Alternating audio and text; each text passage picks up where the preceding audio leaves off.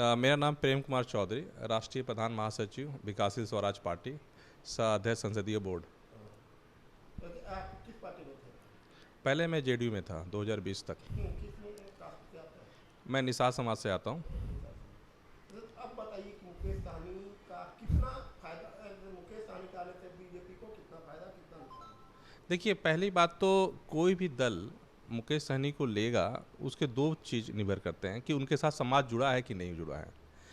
जो पहली वाली जो बात थी, जब विकल्प नहीं था, तो मुकेश सहनी ने अपने समाज में जाकर लोगों के बताया कि भाई हम नेता नहीं, मंत्री बनाने आए हैं, नेता बनने नहीं बनाने आए हैं। लेकिन आप 2 साल में देख लीजिए कि मंत्री भी खुद बन गए, नेता भी खुद बन गए, चुनाव भी खुद लड़े। कितने समाज के लोगों को उन्होंने टिकट दिया। तो समाज उनसे आज बिखरा हुआ है, उनके साथ सटा हुआ नहीं है, उनके साथ सम्मिलित नहीं है, और समाज उनसे उखड़ा हुआ है। कैसे कह सकते हैं कि समाज उभरा हुआ है? आप जो हमारी पार्टी जो बनी 6 अप्रैल 2023 को पटना के बापू सभागार हमने लॉन्च किया, आप देखिए वीआईपी पार्टी के जितने भी फाउंडिंग मेंबर्स हैं वो सारे अब हमारे दल में हैं। सारे हमारे दल में आकर अपनी निष्ठा से पार्टी को, समाज के हित के लिए काम कर रहे हैं। आप देखिए कि उनके पार्टी में सिर्फ उनके परिवारवाद की पार्टी रह गई है। आप उनके अगर मैनिफेस्टो बायलॉज में देखेंगे तो अभी सिर्फ उनके भाई, उनकी वाइफ, उनके साले साहब, सिर्फ उनकी 4 लोगों की पार्टी है। समाज का कोई भी आदमी उनके साथ नहीं खड़ा हुआ है। और जहाँ तक गठबंधन का बात है, जब कोई भी पार्टी गठबंधन तभी करेगा जब उसके साथ समाज खड़ा हुआ है। और मुझे नहीं लगता कि उनके साथ कोई भी समाज का आदमी आज उनके साथ खड़ा हुआ है, क्योंकि उनकी दोहरी जो नीति है, जो समाज को धोखा देने की जो नीति है, उनसे समाज रोज। ये तो आप अपनी बात कर रहे हैं। निषाद समाज 2020 में उनको एक अपना नेता के रूप में मान रहा था। ये बात से इनकार नहीं किया जा सकता। नहीं, देखिए, बात है कि जब विकल्प नहीं था, लोगों ने देखा कि चलिए एक आदमी ऐसा आया है कि जो समाज को जगाने आया है। लेकिन समाज, लोगों में देखिए उत्साह, विकल्प नहीं था तो उत्साह तो था ही, क्योंकि समाज हमारा जो 16% की आबादी है, अगर कोई भी आता है तो उत्साह रहता है। लेकिन जैसे जैसे समय बीता गया, जब इनकी नीतियों पे लोगों को पता चला कि इनकी नीति क्या है, इनका विजन क्या है, समाज के प्रति क्या सोच रखते हैं, लोग इनसे अलग होते गए। कौन कौन लोग उनसे निकले हैं उनकी जाति में? देखिए, उनकी जाति से, उनके पार्टी के अगर देखें तो जो प्रदेश अध्यक्ष थे गौतम बिंदु हमारे पार्टी में हैं। जो अशोक चौहान प्रदेश अध्यक्ष थे वो हमारी पार्टी में हैं। उनके राष्ट्रीय कोषाध्यक्ष जो है अभी बीजेपी में आ गए हैं। तो उनके साथ जितनी भी पार्टी, जितने भी ये सब मलाह सारे मल्लाह समाज और नूनिया समाज से हैं और बिन समाज से हैं। तो जो हम मुकेश निषाद जीत जाते हैं। देखिए, मुकेश निषाद जी, अब जो बिहार के जो जातीय जनगणना जो कोड अभी निकला हुआ है, उसमें हमारी जातियों को 16 भागों में बांटा गया, 16 उपजातियों में बांटा गया। तो उनका कोड जो बनपढ़ है, अब बनपढ़ का कोड मुझे नहीं पता है, लेकिन मलाह 150 पे है, बिंद 130 पे है। तो हमारी जातियों को बांटा गया। इसका विरोध हमने पूरा किया था कि हम लोग एक जाति एक कोड में रहना चाहिए। जो मुकेश निषाद निषाद सेना के अध्यक्ष बन गए, बताइए। हाँ, तो मुकेश निषाद जी हमारे राष्ट्रीय अध्यक्ष हैं, जो निषाद सेना के राष्ट्रीय अध्यक्ष थे। पहले कहाँ थे? पहले वो वीआईपी के थे, फाउंडिंग मेंबर्स में थे। उन्होंने काफ़ी, तो आप देखें कि जितने भी फाउंडिंग मेंबर्स थे वीआईपी के, सारे अब मिलके ये वीएसपी का हमने फॉर्म किया, और एक अच्छा हमने मैनिफेस्टो तैयार किया समाज के हित के लिए। अभी हम लोग मैनिफेस्टो तैयार कर रहे हैं, लोगों के बीच जा रहे हैं। और अभी हम लोगों ने 26 जिला का भ्रमण किया। उस भ्रमण में ये पता चला कि लोग मुकेश सहनी को नाराज़गी है उनसे। नाराज़गी का मतलब कि ऐसी नाराज़गी नहीं है कि जो अब मैं बयान भी नहीं कर सकता, मतलब ऐसी नाराज़गी है कि वो ठगने वाला काम किए हैं। लोग उन्हें ठग ऑफ मलाह कहना शुरू कर दिए। तो जो सन ऑफ मलाह से ठग ऑफ मलाह बन गए, तो लोगों का ये रोष जो है वो तभी होता है कि जब उनके जो वादे थे समाज के प्रति, जिस मंत्री पद पे रहते हुए, पशुपालन मंत्री होते हुए, उन्होंने समाज के जो मछुआरा वर्ग के लिए क्या विकसित का कार्य किया है, आप देख लीजिए। उनके कार्यकाल में जो ब्लू रेवोल्यूशन का हुआ, उसका कितना पैकेज बिहार में आया। जो पैकेज हमें अपने मछुआरा समाज को मिलना चाहिए, उसमें कुछ भी नहीं हुआ। तो मछुआरा समाज के लिए कुछ उन्होंने किया नहीं। जो उन्होंने वादे किए थे कि मंत्री बनने नहीं बनाने आए हैं, कितने लोगों को टिकट दिया। तो आप देखिए कि वो सिर्फ परिवारवाद में लिप्त हैं। उनका कहना है कि उनके अलावा और निषाद समाज का कोई लीडर नहीं है जो मिथ्या में जी रहे हैं, वो मिथ में जी रहे हैं, और उनको जल्दी पता चल जाएगा। और जहाँ तक गठबंधन की बात है, मैं पूरी तरह से आश्वस्त हूँ कि कोई भी पार्टी उनके साथ गठबंधन करके अपना नैया तो नहीं डुबाएगा। तो मैं पूरी तरह से असर कि उनके साथ कोई गठबंधन होने वाला नहीं है।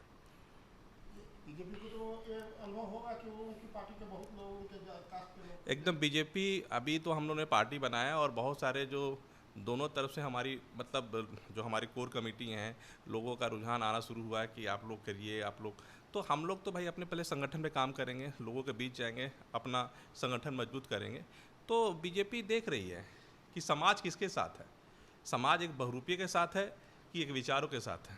एक नई पार्टी जिसने वीआईपी को फॉर्म किया। एक लाख सवाल, मुकेश सहनी जब आए थे पहली बार बिहार आए थे, किन किन लोगों को पकड़कर यहाँ आपने देखिए, आप देखिए जब पहली बार बिहार में आए थे तो बिहार निषाद संघ, जो हमारा निषादों का सबसे बड़ा संघ है, बिहार का 50 साल से पुराना संघ है, उनके संगठन में आकर उनसे मदद मांगा था। आप बिहार निषाद कौन सा संगठन में? बिहार निषाद संघ में हरिंदर सहनी जिनके अभी अध्यक्ष हैं, श्री हरिंदर सहनी, आप उनसे हरिंदर से बात कर लीजिएगा, आपको पता चल जाएगा कि सबसे पहले उनसे उन्होंने आज पूरा समाज, पूरा संगठन, जितनी भी संगठन हमारी हैं, सामाजिक संगठन हमारे समाज के, सारे ने सारे उनका विरोध किया है। हरिंदर सहनी अभी कहाँ है? और बिहार निषाद संघ में है और वो किसी पॉलिटिकल पार्टी से नहीं है, लेकिन इनका विरोध करते थे। अभी बीच में इन्होंने अपना जन्मदिन मनाने का जो प्रोग्राम शुरू किया था, उसमें 12 संगठन ने इनका विरोध किया था। और जो हमारी पार्टी जो बनी थी निषाद का, और जो हमारी पार्टी जब 6 अप्रैल को जब बनी थी, उसके पहले हमने प्रेस कॉन्फ्रेंस किया था, उसमें 18 सामाजिक संगठन ने हमारा समर्थन दिया था हमारी पार्टी का। तो ये बदलाव आप देख सकते हैं। वो 12 जो विरोध किया है वो उस समय मुकेश सहनी के साथ, उस समय मुकेश सहनी के साथ थे। आज उनके साथ कोई भी सामाजिक संगठन साथ में नहीं है। आपके माध्यम से मैं पूछना चाहता हूँ कि कोई भी एक सामाजिक संगठन नाम ले लीजिए जो उनके साथ है अभी निषाद का। मैंने आपका एक नाम दे दिया, बिहार निषाद संघ, जो सबसे पुराना संगठन माना जाता है बिहार में। वो पहले उनके समर्थन में आए थे, उनके समर्थन में काफ़ी प्रोग्राम हुआ, लेकिन वो अलग हो गए हैं 2020 से ही। तो ऐसे 12 संगठन हैं और उनके साथ ना कोई सामाजिक संगठन है, न लोग हैं, न बुद्धिजीवी हैं, न, सिर्फ उनका एक ये वर्डिंग है कि वो और उनके परिवार। तो एक पूरा समाज समझ गया है कि एक बहुरूपिया के साथ जाएं कि एक ऐसी पार्टी के साथ जाए जिन्होंने वीआईपी जैसे पार्टी को खड़ा किया। जितने भी फाउंडिंग मेंबर्स थे आज वीएसपी को मजबूत करने में लगे हुए हैं। तो समाज उनके साथ ही है। पार्टी जो है वो समाज के साथ चलता है, लोगों के साथ चलता है, लोगों के विचार के साथ चलता है। और न जिनके पास कोई विचार है, न कोई फर्म डिटर्मिनेशन है, न डिवोशन है, न डेडिकेशन है। आपका कहने का मतलब है कि बीजेपी अगर इससे गठबंधन होता है तो बीजेपी को विशेष फायदा, बीजेपी अपना नैया डुबो देगा, क्योंकि बीजेपी अगर सोच रही है कि मुकेश सहनी के पास जनाधार है, तो आप कुढ़नी और बोचा का चुनाव देख लीजिए, उसमें क्या रिजल्ट आया था। कुढ़नी के रिजल्ट में 9,500 वोट आया था, जबकि कुढ़नी में हमारे समाज के एमएलए थे। उसके बावजूद भी उनके निषाद समाज ने उनका विरोध किया, और जो 9,500 जो वोट आया वो भूमिया समाज का वोट था वहाँ पे। तो उनको समाज ने नकारा है। और मुजफ्फरपुर मल्लाह और निषाद समाज का राजधानी माना जाता है बिहार का। जब वहाँ से वो नकारे गए हैं, और आप किसी भी जिला में जाइए, मैं खुद 26 जिला मैंने भ्रमण किया पिछले 3 महीने में, और यही आंकलन आया कि उनके साथ समाज का कोई आदमी नहीं है। जितने भी कुछ लोग हैं वो सब पेड मेंबर हैं, जो पेड सर्विस वाले मेंबर हैं कि जिनको पैसा दिया था मैंने वो काम, लेकिन सामाजिक सोच रखने वाले उनका कोई आदमी नहीं है। ऐसा माना जाता है कि मुकेश सहनी जीत नहीं सकते लेकिन हराने की ताकत है। कोई बात, हराने की ताकत उनमें कुछ नहीं है। अगर 2,000-4,000 वोट, देखिए अगर कोई भी निर्दलीय आदमी भी खड़ा होता है तो 4,000-2,000 वोट काट लेता है। तो उससे समाज का वोट आप नहीं दर्शाते कि 2,000-4,000 समाज का वोट है। निषाद समाज 16% आबादी का समाज है इस बिहार में, और उसकी एक अलग गरिमा है, और उसकी गरिमा से एक मुकेश सहनी के बदौलत नहीं हो सकती है। बहुत सारी हमारे लोग हैं, समाज के लोग अभी जुट रहे हैं। इनफैक्ट उनके पार्टी के बहुत कोर लोग और भी जुट रहे हैं, जिनकी अभी आने वाले समय आपको पता चल ही जाएगा। कितनी जातियां पता है? 16 उपजातियाँ हैं हमारी। 16% हमारे इसमें मल्लाह ज़्यादा हैं, मल्लाह।